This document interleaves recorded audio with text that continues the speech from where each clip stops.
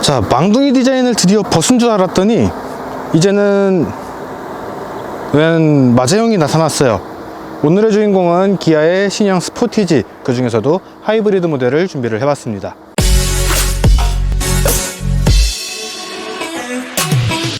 네, 여러분 안녕하세요. 카메거진 최정필 기자입니다. 방금 말씀드린 것처럼 오늘의 주인공은 기아의 준중형 SUV의 대표주자라고 할 수가 있죠. 신형 스포티지, 그 중에서도 하이브리드 모델을 준비를 해봤습니다. 사실 이 차가 미디어에 제공이 된 게 되게 좀 텀이 좀 길었어요. 이미 전시장에는 출시가 돼서 전시가 된 지도 시간이 꽤 지났고 이미 출고를 하신 분들도 계십니다. 사실 저는 그때 이 차를 보면은 안 좋은 평가가 좀 먼저 좀 쌓일 것 같아 가지고서 일부러 보지 않고 있었고, 이번에 이 시승차를 받으면서 이 차를 처음으로 꼼꼼하게 살펴볼 기회가 있었는데요. 과연 저의 걱정만큼 이 차의 디자인이 이상한지, 그리고 실제로 보면 또 어떤 느낌인지, 어떤 포인트가 있는지, 이런 것들을 하나씩 살펴볼 수 있도록 하겠습니다. 자, 일단 전면부 디자인을 한번 살펴볼 수 있도록 하겠습니다. 일단 색깔이 되게 오묘하죠. 지금 보고 계신 이 차의 색깔은 섀도우 매트 그레이라고 하는 30만원짜리 유상 선택 품목에 해당을 하는 컬러입니다. 굉장히 매트한, 좀 익숙한 표현으로 하면은 건메탈이라고 할까요? 약간 그런 계열의 색깔이 적용이 되어 있는 그런 모델이에요.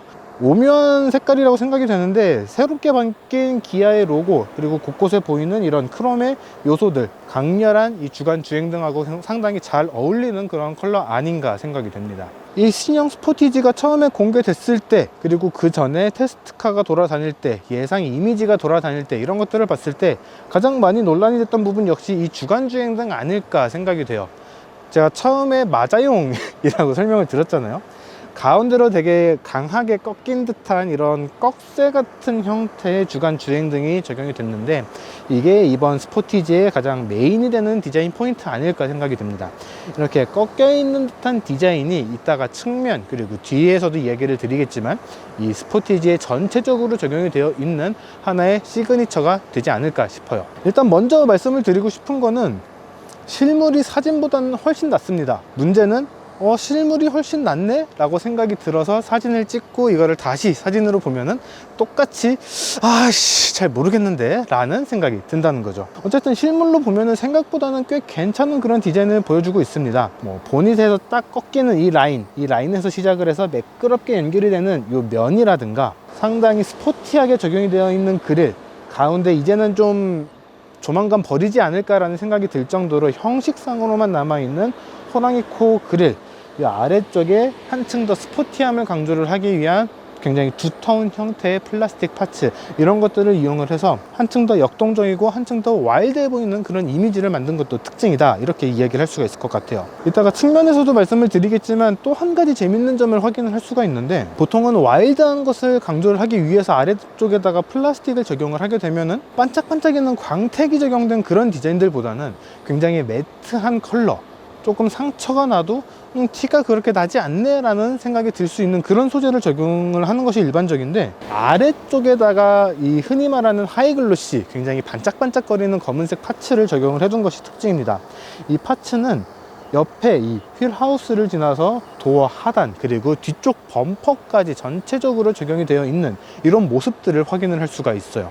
차가 한층 더 스포티해 보이고 도심하고 어울리는 그런 디자인을 만들기 위해서 이렇게 선택을 한 것 아닌가 생각이 되는데, 솔직하게 말씀을 드리면은 조만간 하단 플라스틱 교체했어요 라는 글들이 좀 많이 올라오게 되지 않을까 싶은 그런 걱정이 같이 드는 것도 사실입니다.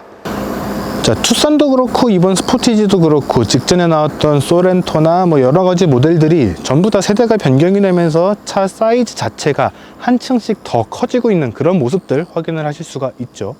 이번 스포티지 역시 이전 망둥티지보다는 차가 조금 더 커지고 높아지고 휠베이스도 조금 더 늘어난 그런 모습들을 확인을 할 수가 있습니다. 아까 앞모습에서 말씀을 드렸던 것처럼 아래쪽에 적용된 플라스틱은 약간의 이 글로시한 소재가 적용이 되어 있어서 좀 걱정이 되는 부분이 있다, 다시 한번 말씀을 드리고 싶고, 재밌는 점은 아래쪽은 이렇게 글로시한 소재가 적용이 됐는데 B필러, C필러, 그리고 A필러 이쪽에도 되게 매트한 재질의 플라스틱이 적용이 되어 있어요. 검은색이 그대로 적용이 되어 있는 점은 뭐 크게 차이는 없는 부분이지만 오히려 위쪽에다가 이렇게 매트한 컬러를 적용을 해놨다라는 거, 이런 부분이 좀 재밌는 부분 아닌가 생각이 됩니다. 지금 이 컬러 자체가 유상으로 선택을 해야 되는 선택 품목이기 때문에 이렇게 재질을 맞추기 위해서 했는가 라고 생각을 할 수도 있는데, 다른 컬러에서도 보니까 이렇게 동일하게 매트한 컬러에 재질을 적용을 하고 있더라고요. 이런 부분 좀 특이한 점 아닌가 생각이 돼요. 그리고 또 한 가지 언급을 하고 싶은 부분이 있는데, 유리창 라인이 끝까지 가서 이 트렁크 쪽 스포일러까지 동일하게 쭉 연결이 되죠. 이런 부분들은 플로팅 타임 루프라고 해서 차에 지붕이 떠 있는 듯한 그런 이미지를 만드는 그런 요소인데, 그런 요소를 한층 더 강조를 하기 위해서 창문 아래쪽에다가 크롬의 라인을 적용을 해놨습니다. 이 D필러 쪽, 이쪽에 적용되어 있는 이런 요소 같은 경우에는 카니발이라든가 뭐 K8이라든가 K5, 최근에 출시된 기아 차종에서 많이 적용을 하고 있는 그런 시그니처 디자인 요소다, 이렇게 이야기를 할 수가 있어요. 이런 부분들이 동일하게 적용이 되어 있는데, 전체적인 형상을 보면은 A필러에서 시작해서 약간 위로 가면서 화살표처럼 쭉 뻗어나가는 그런 형태를 만들어내고 있습니다. 이런 것들을 이용을 해서 차가 한층 더 스포티해 보이는, 한층 더 역동적으로 보이는 그런 이미지를 만들어낸 것도 특징이고, 위쪽에 들어간 이 라인이 더 아래쪽에 들어간 이 크롬 라인에도 동일한 형태로 앞바퀴 뒤에서 시작한 라인이 뒷바퀴를 향해서 화살표처럼 쭉 뻗어나가는 이런 캐릭터 라인을 적용을 해둔 것도 상당히 재밌는 부분이에요. 거기다가 지금 사이드미러가 상당히 각졌어요. 그동안의 기아 차종들에서는 보지 못했던 형태의 사이드미러인데, 실내에서도 말씀을 드리겠지만 시인성 자체는 나쁘지 않거든요. 근데 차 전체적인 디자인하고도 상당히 잘 어울리는 그런 형태의 새로운 디자인의 이 사이드미러가 적용이 됐다는 점도 같이 참고를 하시면 좋을 것 같습니다. 도어를 열어보면은 웨더 스트랩이 상당히 꼼꼼하게 되어 있는 모습도 확인을 할 수가 있어요. 차 안쪽에도 상당히 두꺼운 이 웨더 스트랩이 적용이 됐고, 도어 쪽에도 도어 스트랩이 상당히 꼼꼼하게 장착이 되어 있거든요. 근데 너무 꼼꼼하게 해서 장점이자 단점이 된 것이 하나가 있는데, 도어를 닫아보면은 고무 스트랩 반발력 때문에 차가 한 번에 닫히지 않는 그런 케이스가 종종 있습니다. 많은 분들이 싫어하는 것 중에 하나가 이거죠. 차를 부술 듯이 문을 세게 닫는 거, 이런 것들을 많이 좀 싫어하시는데, 사실 이런 논란이 그랜저 때도 있었어요. 도어 문을 좀 신경을 써서 닫아야 되는 그런 요소들, 이게 사실 차가 잘못 만들어진 게 아니고 웨더 스트랩을 너무 꼼꼼하게 하다 보니까 생기게 된 그런 문제점이다, 이렇게 설명을 드릴 수가 있을 것 같습니다. 이 부분 같이 참고를 하시면 좋을 것 같네요. 자, 이번엔 뒷모습인데, 앞모습하고 옆모습에서 설명드렸던 부분들을 한 번에 다시 한번 확인을 할 수가 있는 부분은 아닌가 생각이 됩니다.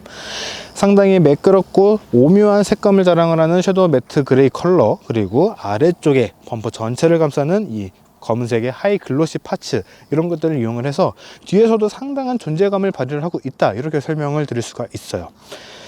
지금 차체 색깔이 약간 좀 검은색에 가까운 색깔이기 때문에 좀 티가 안 날 수는 있는데, 양쪽에 테일라이트를 이어주는 검은색 하이글로시 파츠가 여기 한 줄 더 들어가 있거든요.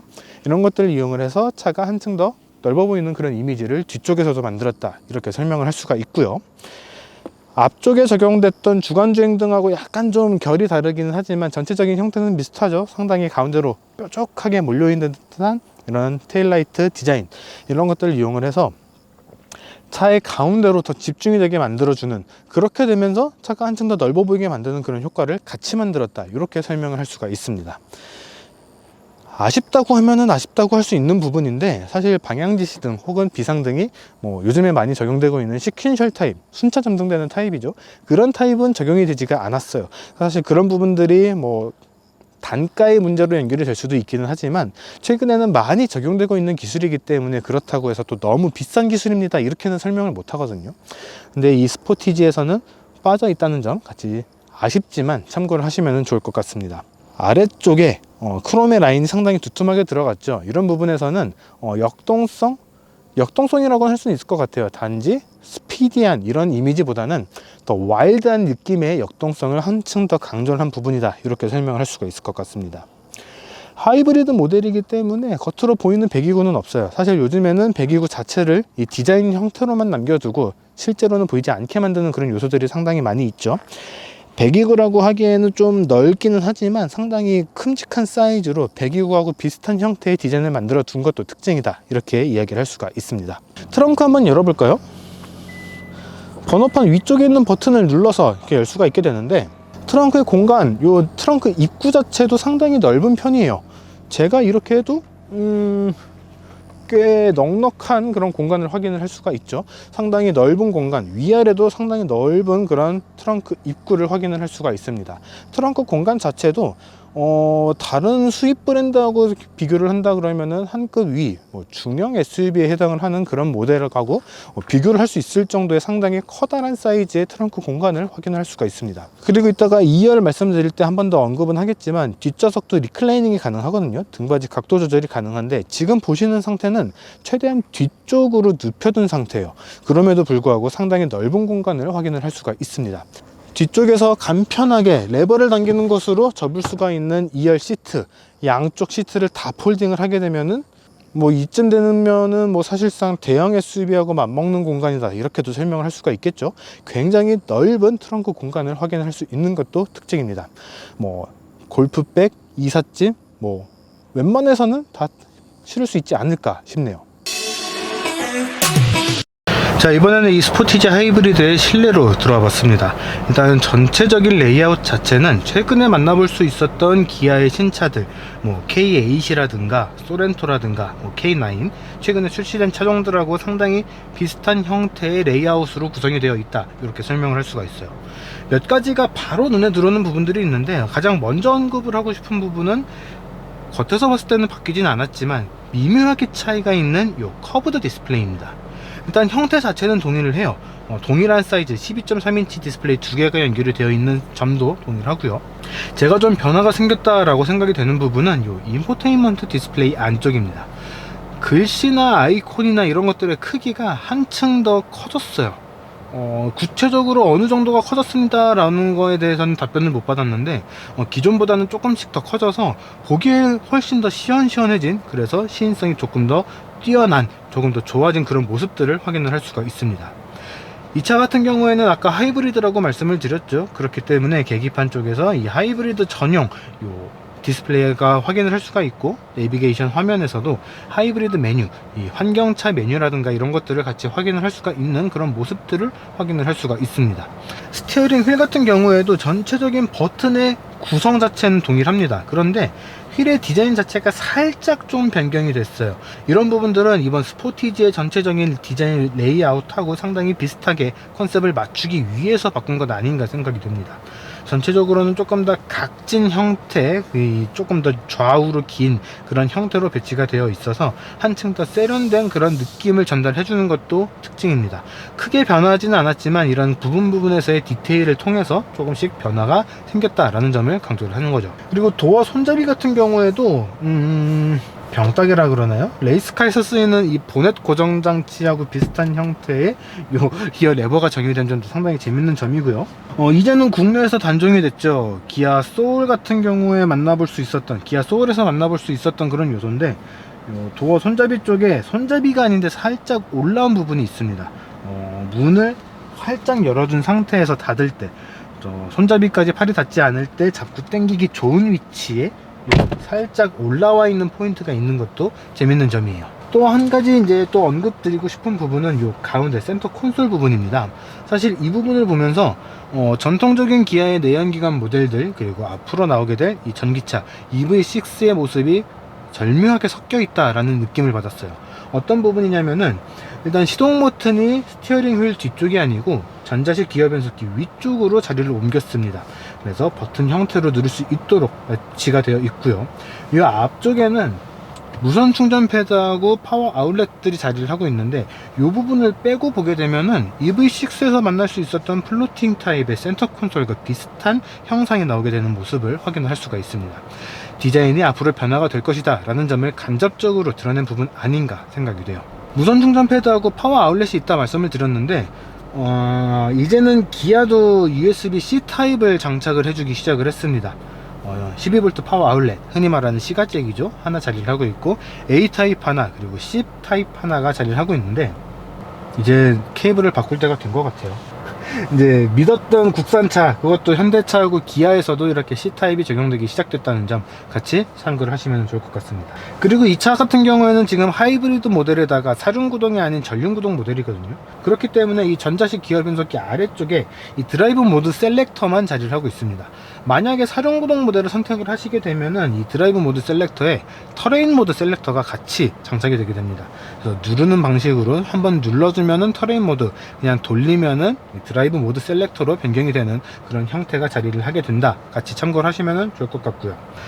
그리고 지금 이 차 같은 경우에는 하이브리드 모델이기 때문에 약간 푸른빛이 나는 소재들이 적용이 되어 있습니다. 스티어링 휠의 가죽이라든가 도어 패널, 요 대시보드 쪽 곳곳에 이런 파란색 계통의 컬러가 적용이 되어 있는데, 전체적으로는 가죽보다는 플라스틱과 우레탄이 더 많이 사용이 됐고요. 조금씩이지만 적용된 이런 가죽들의 느낌은 최고급까지는 아니지만 차의 가격을 생각을 한다면은 그래도 신경은 좀 쓴 것 같다라는 생각이 드는 고급 가죽이 적용된 점을 확인할 수가 있습니다. 시트의 구성이 좀 재밌는데 헤드레스트의 옆쪽하고요, 사람의 어깨가 닿는 부분에 약간 알칸타라? 스웨이드? 조금 좀 까슬까슬한 재질의 가죽이 적용이 되어 있습니다. 엉덩이하고 등 쪽은 일반적인 고급 가죽이 적용이 되어 있는데, 이 위쪽에만 이런 가죽이 적용이 되어 있어요. 이게 재밌는 점이 뭐냐면은, 운전을 하면서 급격하게 이렇게 스티어링을 한다거나 급격하게 핸들링을 한다거나 했을 때 사람이 움직이는 거를 이 가죽을 통해서 조금 잡아줍니다. 이 마찰감이 좀 있거든요. 이런 것들을 이용을 해서 고급스러움, 소재의 다양성, 이런 것들도 확보를 하고 운전을 함에 있어서도 운전자의 안정성을 한층 더 챙겨주는 그런 구성을 갖추고 있다, 이렇게 이야기를 할 수가 있죠. 자, 이번에는 이 스포티지 하이브리드의 2열로 들어와 봤습니다. 지금 보시면서 보일지 모르겠는데 등받이 각도가 지금 좀 달라요. 보실지 모르겠습니다. 지금 제가 있는 곳은 조수석 뒤쪽이고, 지금 운전석 뒤쪽은 완전히 눕혀둔 상태예요. 제가 지금 앉아있는 이 자리는 최대한 세워둔 상태고요. 이 각도가 상당히 넓은 편입니다. 그래서 거의 한 10도 가까이 되지 않을까 싶을 정도로 굉장히 넓은 각도로 등받이 조절이 가능하다. 이 점 같이 참고를 하시면 좋을 것 같아요. 등받이 각도 조절 같은 경우에는 각각의 시트 오른쪽 그리고 왼쪽에 있는 레버를 이용을 해서 할 수가 있습니다. 근데 이 레버는 이 뒷좌석을 폴딩을 할 때, 아까 트렁크에서 말씀드렸던 거는 트렁크에 있는 레버를 당겨서 폴딩을 한다, 이렇게 말씀을 드렸잖아요. 근데 이 레버를 당기게 되면은 이렇게 등받이도 조절을 할 수가 있는, 완전히 폴딩을 할 수가 있는 그런 구성으로 이루어져 있습니다. 일단은 저는 덩치가 상당히 큰 편이니까 최대한 뒤로 밀어 놓고서 말씀을 드리도록 할게요. 늘 그랬듯이 지금 운전석하고 조수석은 제 몸에 맞춰준 상태입니다. 엄밀히 말하면 지금 조수석 같은 경우에는 등받이를 조금 더 뒤로 밀어둔 상태거든요. 그럼에도 불구하고 지금 이쪽 카메라에서 보이실 거라고 생각이 돼요.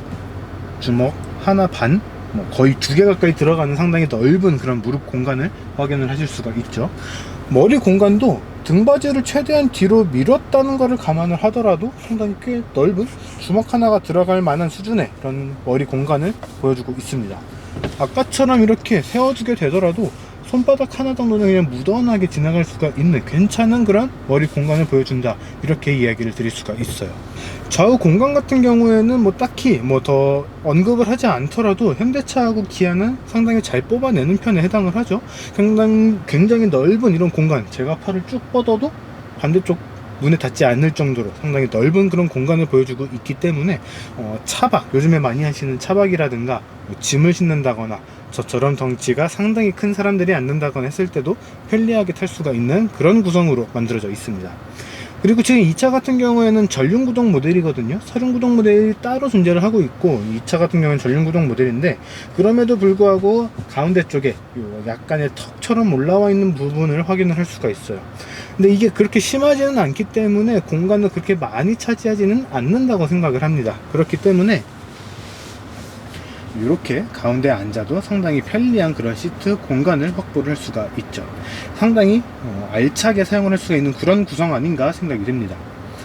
재밌는 포인트가 몇 가지가 있어요. 일반적으로는 이제 시트 뒤쪽에 포켓을 마련을 해주죠. 지금 이 차 같은 경우에도 포켓이 자리를 하고 있는데, 이 포켓 뒤쪽에 사실 지퍼가 표준어거든요. 영어 단어 그대로 하는 이 표준어가 지퍼인데, 지퍼로 잠글 수가 있는 하나의 포켓이 하나가 더 자리를 하고 있습니다. 아마 이쪽에서 보이실 거예요. 근데 이 공간이 기존의 포켓하고 크게 차이가 나지 않을 정도로 상당히 넉넉한 사이즈의 포켓이 자리를 하고 있습니다. 어디에서 쓰게 될까라는 그런 고민들도 하시게 될 수는 있지만, 여러 가지 용도로 봤을 때 일단 수납 공간이 많다는 것은 상당히 좋은 쪽에 속하거든요. 없는 것보다는 훨씬 낫기 때문에 이 부분도 상당히 유용하게 쓸 수 있지 않을까 생각이 돼요. 그리고 이제 K8이나 K9이나 최근 출시됐던 차종들에서 만나볼 수 있었던 요 헤드레스트 일체형 옷걸이, 요 옷걸이도 그대로 적용이 되어 있어요. 타고 내릴 때 손으로 잡기도 꽤 좋은 편이고요. 최근에 이제 이 차를 시승을 하는 동안 이제 미팅을 하면서 자켓도 많이 걸었었는데, 상당히 안정적으로 미끄러지지 않고 떨어지지 않고 잘 걸려 있는 그런 모습들도 확인을 할 수가 있었습니다. 상당히 편리한, 그리고 상당히 실용적으로 사용을 할 수가 있는 구성이 이 스포티지의 2열이다, 이렇게 설명을 할 수가 있겠네요. 자, 이번에는 이 스포티지 하이브리드를 직접 주행을 해볼 수 있도록 하겠습니다. 일단 파워트레인에 대한 이야기를 먼저 드릴 텐데, 1.6L 스마트 스트링 가솔린 터보 엔진과 함께 6단 자동 변속기, 그리고 전기 모터가 같이 구성이 되어 있습니다.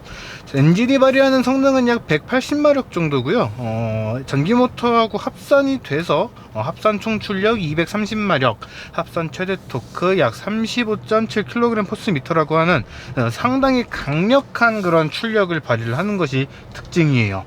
요즘에 하이브리드라고 해서 마냥 친환경 차라든가 마냥 뭐 환경을 보호하기 위해서 뭐 심심하게 달린다거나 그런 성향은 이제 다들 버리고 있는 추세죠.